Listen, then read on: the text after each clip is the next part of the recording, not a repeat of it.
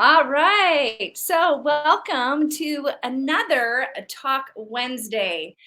Today, I am so thrilled to have my dear friend, Nicole Langman, on with me. And you guys are going to love Nicole. Let me tell you, she is fantastic. We go way, way back. We met at university. So, Nicole, do we want to see how many years ago that was? Well, Let's just say it you was can. 1990. It was It was 1990 1990. when and we've had a few adventures together, from driving across Canada together to living together, Yep. and just yeah, doing life. And I'm just thrilled to be talking with you today, Nicole, and giving you a chance to share your unbelievable story, good and bad, good and bad. Mm. So let's go back. Okay, if we want to go back to 1990, when you and I met at Trinity Western University, in that at that time in your life, what were you thinking? What were you aspiring to be in life, right? When we're so young and we're so innocent, what were your aspirations back then?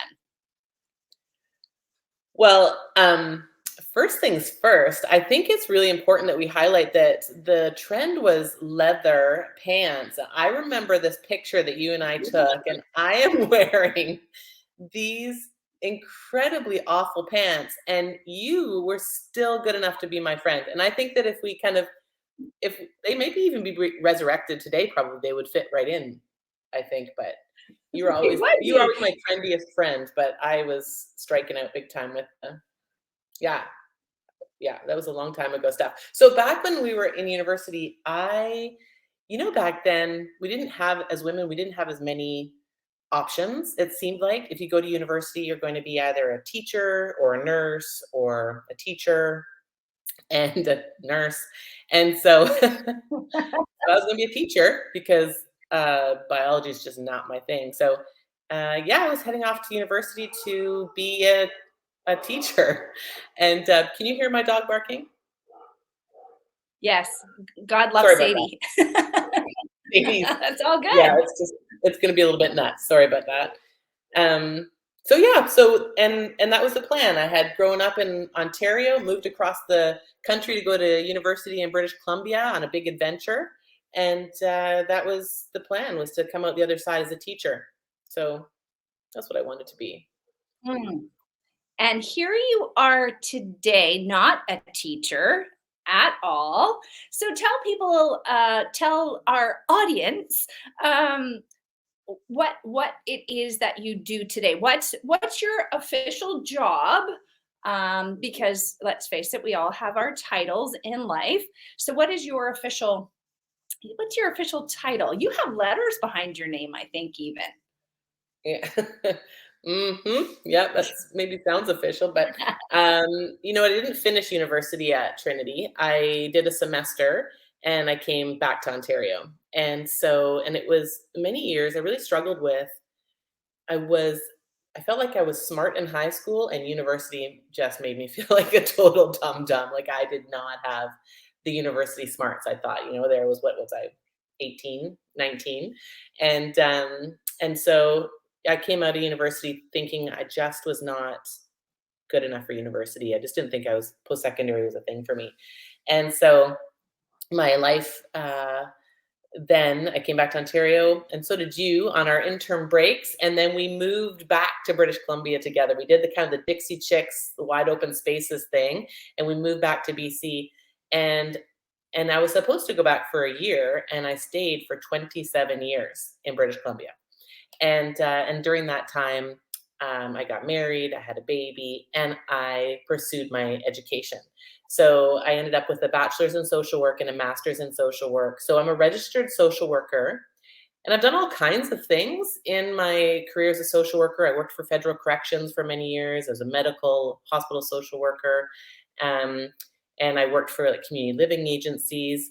And then I went into private practice, which was always the goal to be in private practice. And I also taught at the university level in university in BC, and also here in Ontario, I've also done some teaching as well. So I've been able to fulfill a little bit of that teaching gig that I really wanted to do at the university level.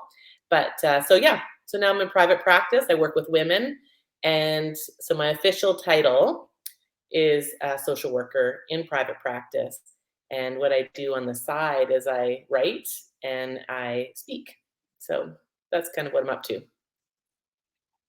Right. So this is where we come full circle now to the Pursuit 365 book. So you are a co-author in the 2022 book, and in that book you tell your story about how you found yourself really your story to some is quite tragic. But the amazing thing about your story is it didn't end there.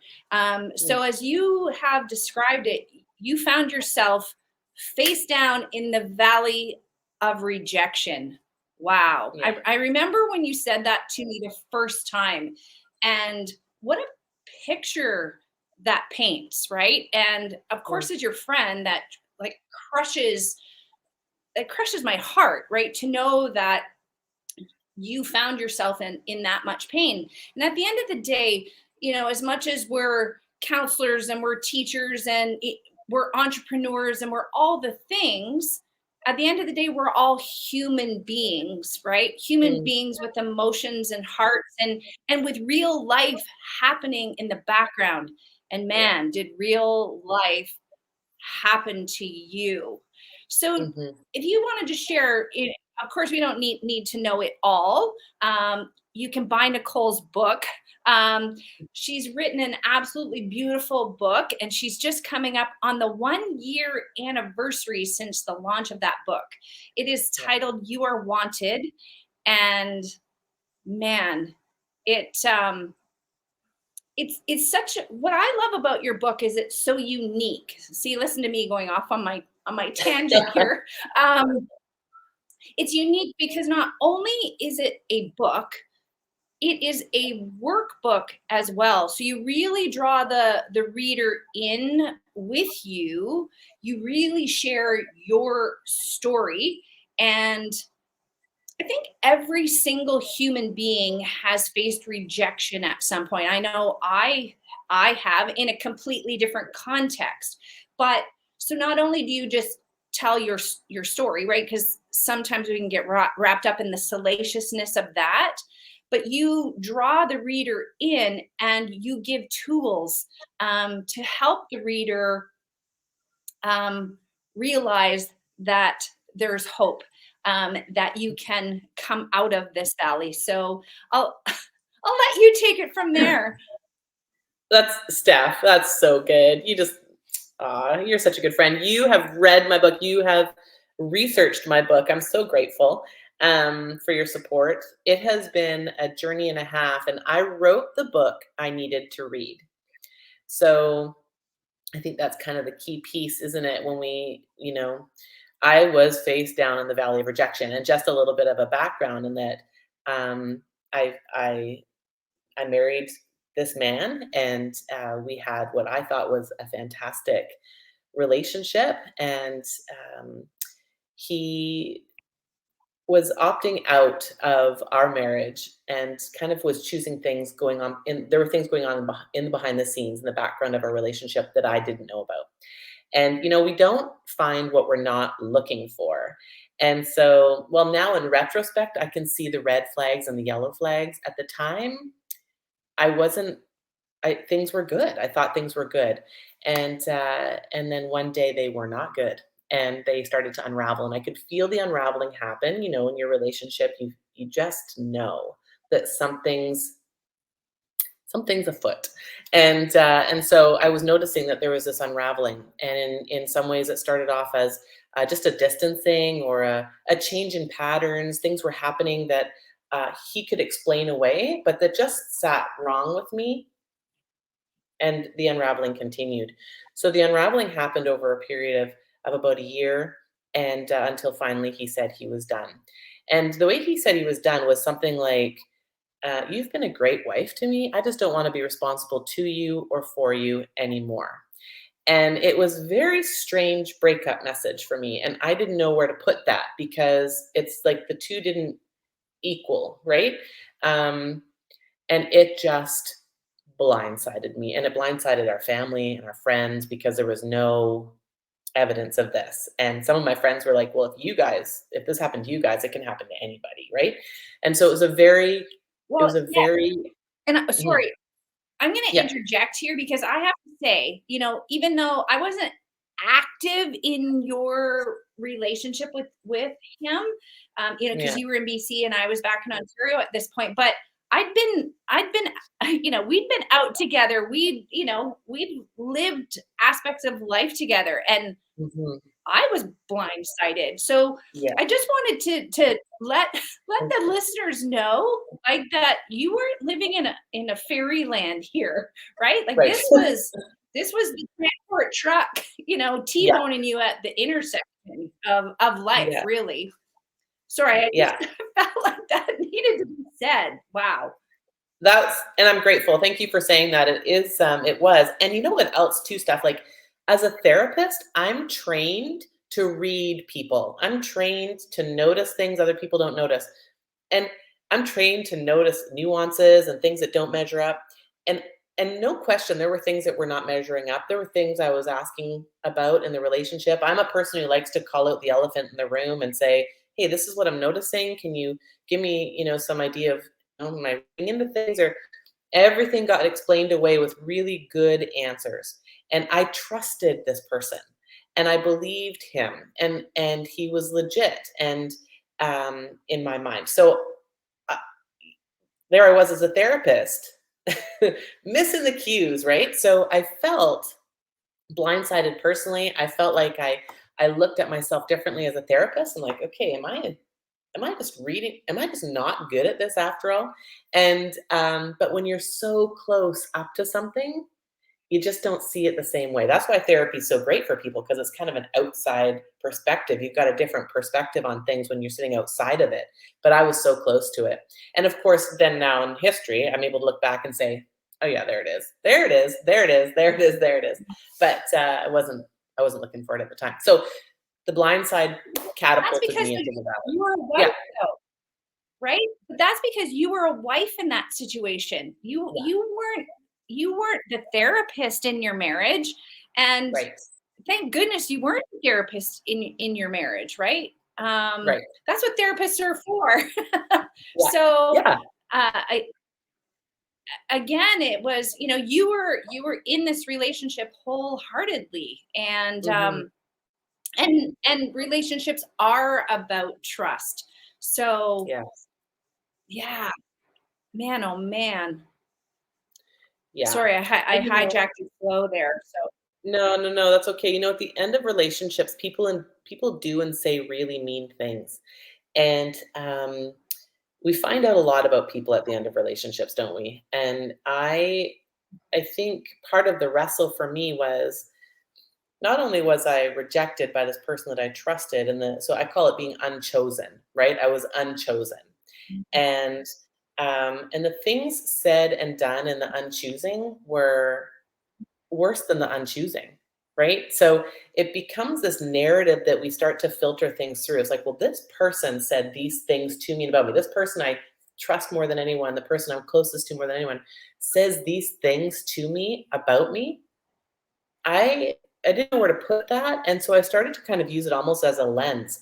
And so I often say the rejection itself isn't the most painful thing. It's the stuff that rejection brings along. It's the story, it's the narrative that rejection brings that causes the most harm. And that was the face plant for me, was the overwhelming dialogue and narrative that accompanied the actual rejection. And it was a difficult season for sure, but it's also where the book was birthed, and I'm grateful for that. So I'm on this side of things. I can say I'm grateful for it, but at the time, it wrecked me for sure. Yeah. but there's the beautiful thing, though, is now you've again, you've something beautiful has come out of something that was so hard, Mm, and in entrepreneurship, it's the, the mantra is, what problem do you solve and who do you solve it for? And, Mm, this glowing, as you said early on in this conversation, I wrote the book that I needed to read. right. And that's so huge. Like, what a special, special gift. So, you are wanted. You are wanted is your baby Mhm. that you birthed, and it's coming up on its first birthday. Like, Yep. wow. um so it's available on Amazon, right? Mhm. Is it also available through your website? There's a link Where on could my somebody pick website. up? Yeah, yeah, yeah. So there's a link on the website, and I'm pretty active on social media as well. And so I'm giving away things. I'm giving away books and hoodies, and I think you've got one of the hoodies, don't you? I think I've yeah, you do have one. I Yeah, do, I do. yeah. Giving away some Yes, of I that. would Giving have away had some swag. one. Yeah, What's that? I'm traveling right.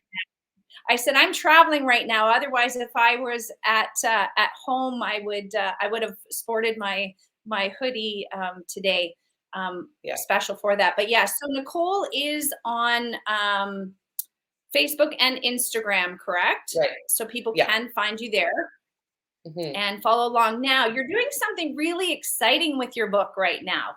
Um, Hmm. I'd love you to share a little bit more about that, and I've got a question about that. But what are you up to with your book right now? Okay, so I'm doing the the audio book of my book right now, which is so fun because and awful because you got to listen to yourself on recording, and that is like that's I'm so and Steph, you have talked me off the ledge on this one a few times because I'm like, okay, Steph, do I have a really nasally, drony, flat voice? And you've been so kind to me. Thank you for that friendship you offer me. But so I'm doing the audio recording and I just started this past week. So on Friday I did the first 4 hours and I got through 4 chapters, and then coming up Friday I do another and hopefully get 5 done this week. The book is a 20 chapter book, and what's interesting to me too, and you kind of highlighted this stuff, is that at the back of each chapter is what I call rejection recovery section, and in that has therapeutic questions from a therapist. It has some journal prompts, and the book is written with a Christian tone in it. So it's very much rooted in, for me, when I was in the darkest valley of my life as a Christian, I needed all the prayer I could get to get through that time. And so the book actually has quite a strong Christian bent in it. So it's really been interesting for me doing this audio recording, listening to myself read, because the book took a year to write and it's been out a year. So I'm 2 years kind of away from a lot of the pieces of this book. And reading it again has been really interesting to me because I can notice where I am in my own journey. I notice how my writing has changed as a writer, as an author. And I also am very aware that when I wrote that book, the pieces were still quite a bit sharper than they even are now. So it's been Mm. actually quite cathartic to read that book again and to go through those chapters and be like, I can feel that it's different now, which it's been really special. Wow, that's massive. That is Yeah. massive. So if you start following Nicole on socials, so I do, and she put a story up the other day that she was going into the studio to record, and she had her lemon water, which of course makes perfect sense because we all know that's a lot of singers and voiceover actors and all the things, you got your lemon water to protect your throat, but you had a bag of Ruffles chips and you said, okay, and I got my Ruffles chips because they say this is a thing, and then you left us hanging. So Oh, what's with the Ruffles chips? I gotta know. You gotta share this with the people. What's with the Ruffles chips? okay, so insider scoop, which I still don't quite understand, is that I got it wrong. It's supposed to be Lay's, but come on, what's the big deal about the Lay's Ruffles? But I prefer I prefer Ruffles. So I thought, so I went in with my Ruffles chips. He's like, I said Lay's, but anyways, there I was with my ruffles. He told me, my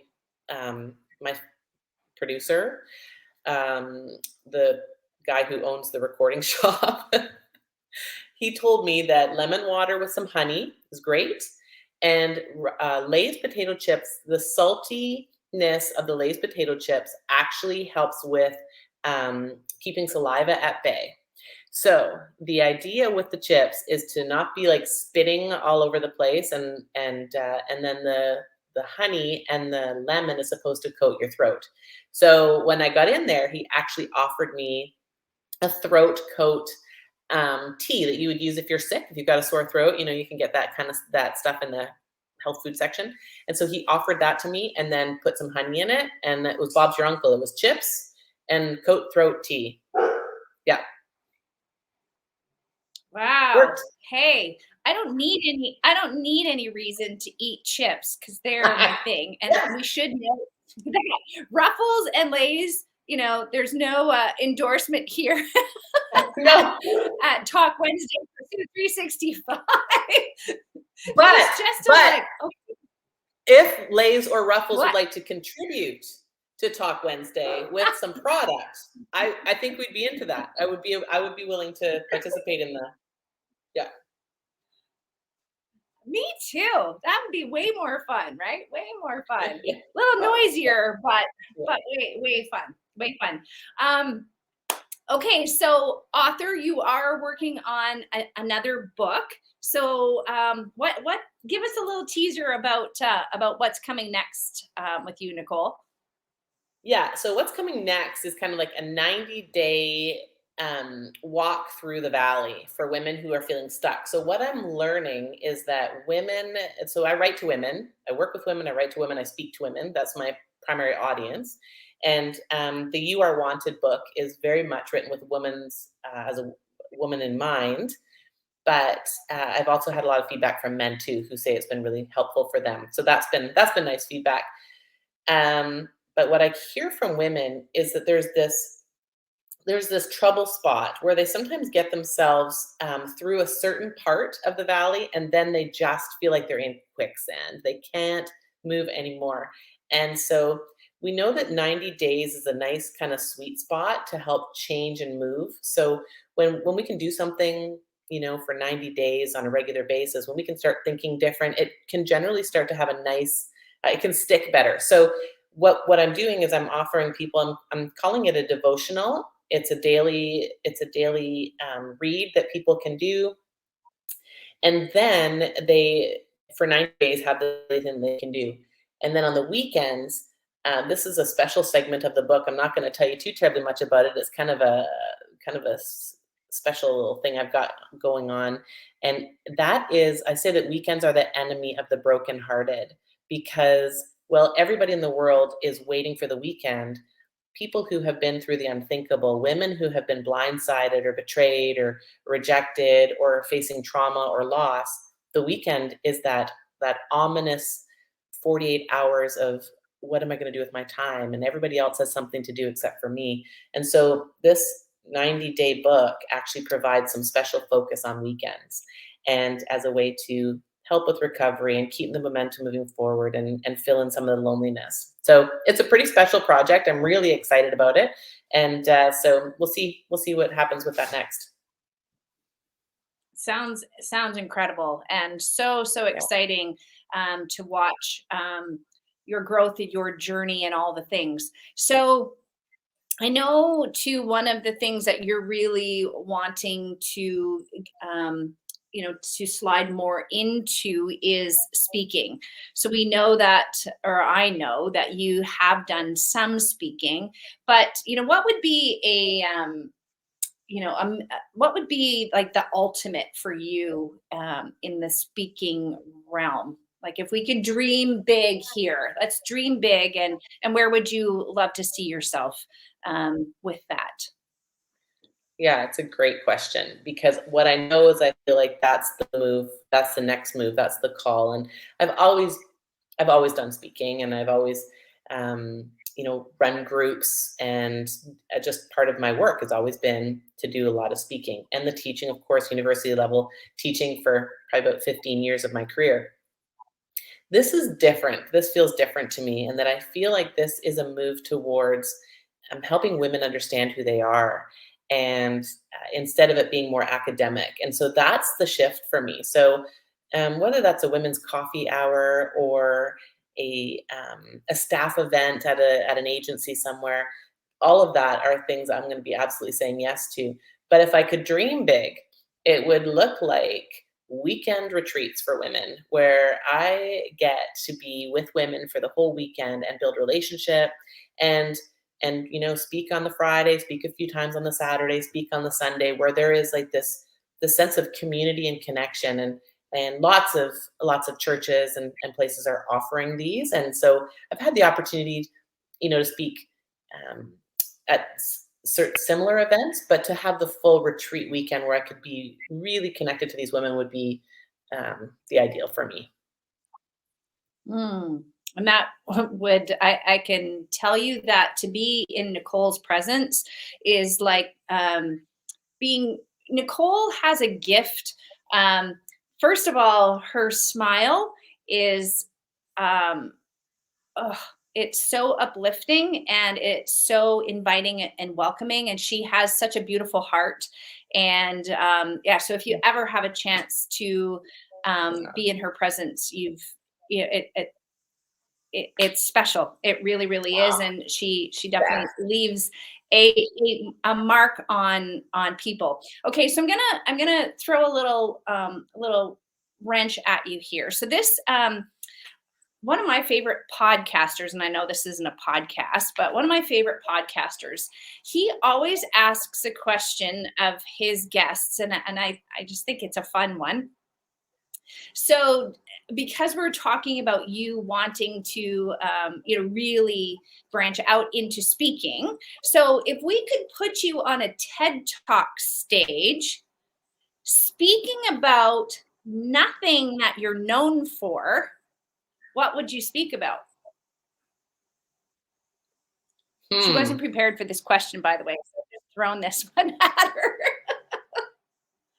Okay. I would. That's a really interesting question. What would I speak about if I had to speak about something I'm not known to speak about? Hmm. Yes, because this Body gives us a image. little peek behind the curtain of something. Body image. Oh, Yeah. Yeah. Hmm.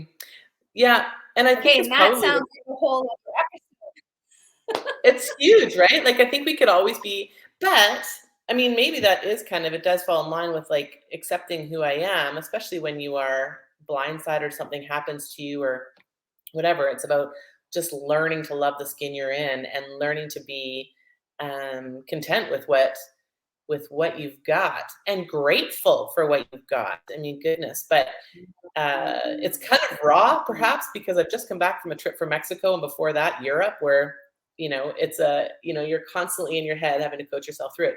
But I would probably speak on that. And then if the person running the TED Talk said everybody speaks on body image, I think I probably would talk about learning how to find and live in your sweet spot. And you are really, really good at this, Steph. You are a person who lives in her sweet spot. You know what it is and you live there. And I think we tend to play it safe, don't we, as humans? We're like, okay, this is what I really want to do, but I'm terrified. So I'm just gonna but if we can live in our sweet spot, it doesn't feel like work. It doesn't feel like it feels like what we're built for. And I talk often when I do my talk about you've got the blender and you've got the toaster.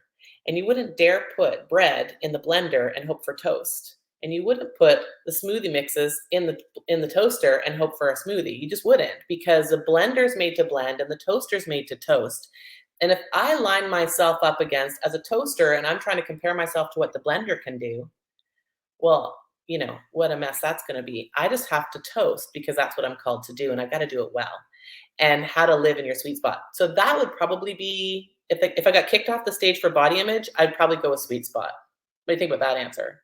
That's a mic drop right there. Like, Right what there. a beautiful analogy, right? Yeah. And see how incredible she is with words. Like, she blows my mind all the time. Anyway, I am so grateful for you. I am grateful for our many, many, many years of Mm. friendship. And um, guys, so Nicole, where can people find you? What's your handle? Where are you at on socials?